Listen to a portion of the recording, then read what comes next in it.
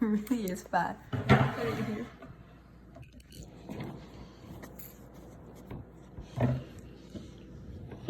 It's okay if you don't see me.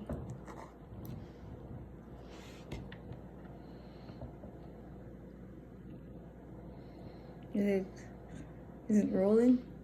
It's rolling. Okay, I was just talking about relationship in general and how people meet and how the norm of people is thinking that forever works. And we have converted ourselves to believe that forever works, and that's the norm, like weddings, commitments, being in a relationship, having a family forever. Once you have kids, you kind of have to take care of themselves forever, right?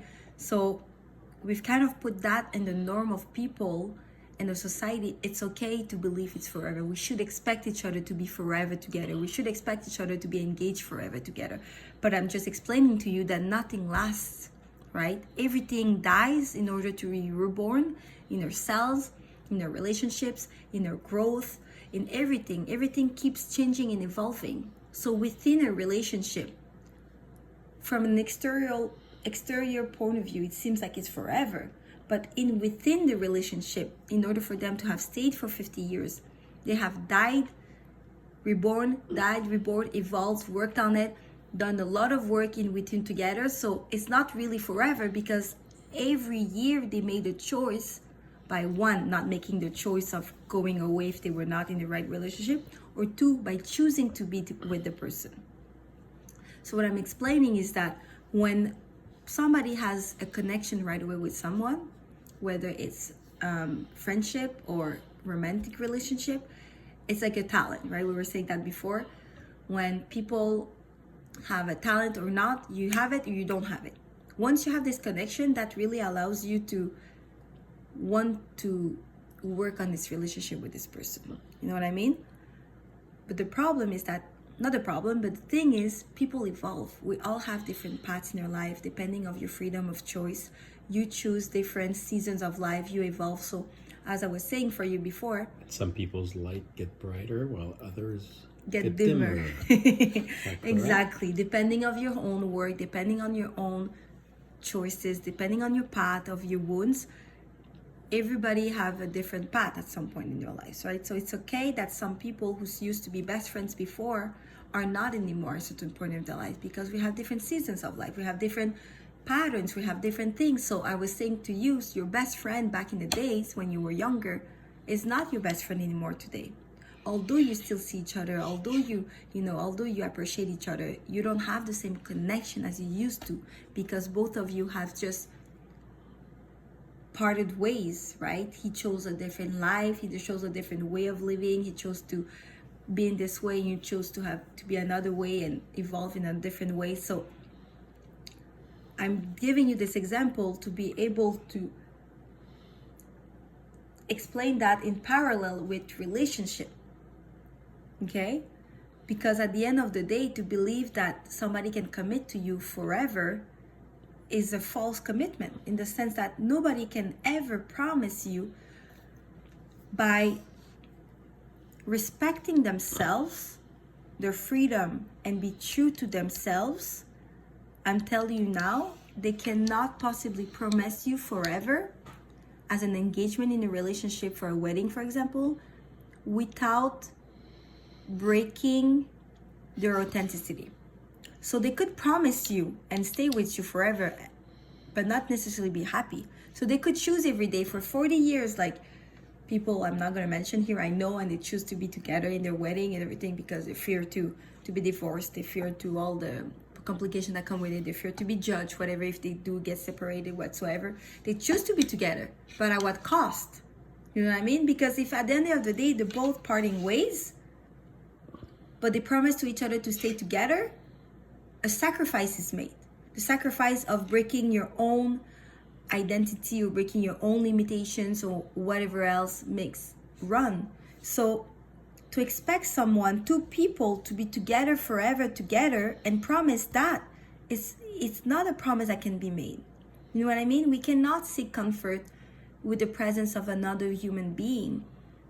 You know, the reason why I think people seek foreverness and promises It's because it brings us comfort that we're going to be loved forever by this person, that we're going to be comforted forever, and that we're going to be loved unconditionally forever.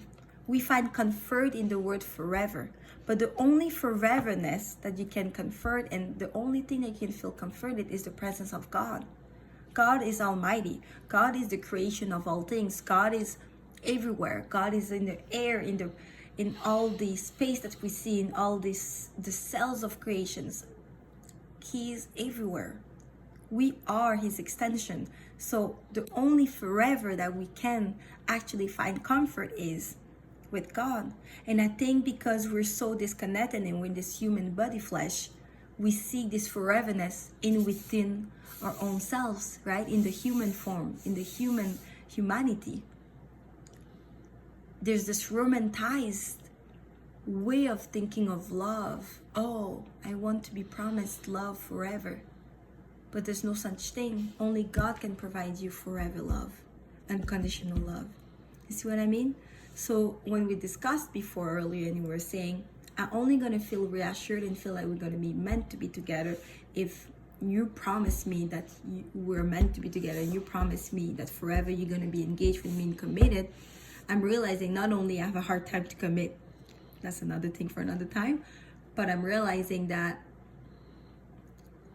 it's not a possible promise and a realistic promise to tell to someone, because we don't know what the future reserves, right? We don't know what's going to be expected in the future.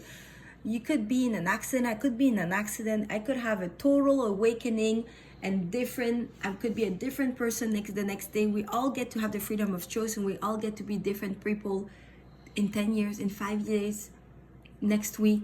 We can all have transformations like that we couldn't understand, that makes it that your previous promises cannot pertain. And if you want to respect your past promises just because you said you promised yourself, that's just going to be a form of ego, because you want to stubbornly respect your promises, but they don't respect your true self anymore, because you're changing, you're evolving. So my conclusion here is that promises are overrated, and foreverness, to expect forever from human beings to human beings, is also overrated. I think it's not possible for the reason I just explained. And I think that we have to accept uncertainty, because this is what life is. Life is about uncertainty, it's about change, it's about accepting to evolve with this uncertainty and this change, and actually thrive in accepting those things. Because you don't know what God's being else again, you don't know the future, you don't know what people gonna act tomorrow. We think we know because we kind of take a personality to be repeated over time, like, oh, I know he's like that, so I expect him to be this way every day, the next day like that, because that reassures us, because our ego needs stability. He wants to understand his environment. But the truth is, we must learn to thrive in uncertainty, in change, and in non-foreverness, and actually just enjoy the present moment. And this is for another discussion. A thing is not beautiful because it lasts. Wow, repeat that. The thing is not beautiful because it lasts. You're right, exactly. See, that's a beautiful phrase to finish up. What beautiful is what is at that moment, and accept what is at that moment.